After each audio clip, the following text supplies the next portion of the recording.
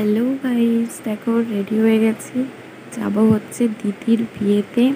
তো দিদির বিয়ে হচ্ছিল একটা লজে আর কি। তো ওখানে যাওয়ার জন্য চলেও এসেছি আমরা সবাই রেডি টেডি হয়ে। দেখো বরযাত্রী চলে এসছে। তো চলো এখন উপরে যাই, উপরে গিয়ে দিদিকে দেখাই আগে। তো এই যে দিদির আশীর্বাদ পর্ব চলছিল, আমরা ভাবলাম যে যদি সিট পাই তাহলে বসে যাই।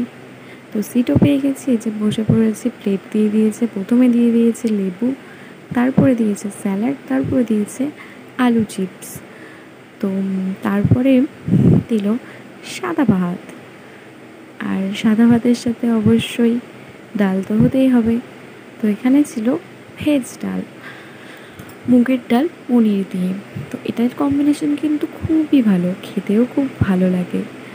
আর তোমরা কে কে ভালোবাসো কমেন্টে কিন্তু বলো। সাথে দিল চ্যাঁচড়া, চ্যাঁচড়াটাও খুব টেস্টি ছিল, পনির দিয়ে চ্যাঁচড়া করেছিল, যেটা খেতে খুবই ভালো লাগছিল। দেন দিয়ে গেল এই যে ফ্রাইড রাইস, ফ্রাইড রাইসের সাথে আমাদের শো স্টপার, যেটা ছাড়া আর কি ধরো বিবাড়ি জমে না, এই যে খাসির মাংস মানে মাটনটা ছিল খুবই টেস্টি আর খুবই নরম আর খুবই স্পাইসিও ছিল, মানে খুবই টেস্টি ছিল। তারপরে এই যে মাটনের পরে আমি একটু সাদা ভাত নিয়ে নিয়েছিলাম, দেন ওটা দিয়ে একটু মাংস দিয়ে আবার খেয়েছিলাম।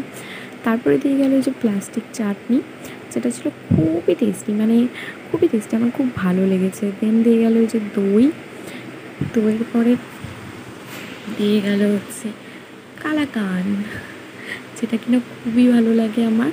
কালাকান তো মানে সবারই ফেভারিট, তোমাদের কেমন জানি না, বাট আমার তো খুবই ভালো লাগে। দেন ছিল হচ্ছে স্পন্সের মিষ্টি, এটা ছিল খুবই টেস্টি।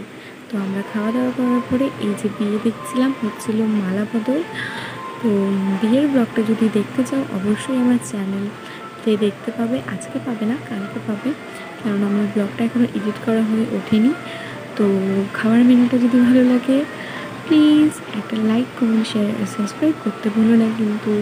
এরকম ব্লগ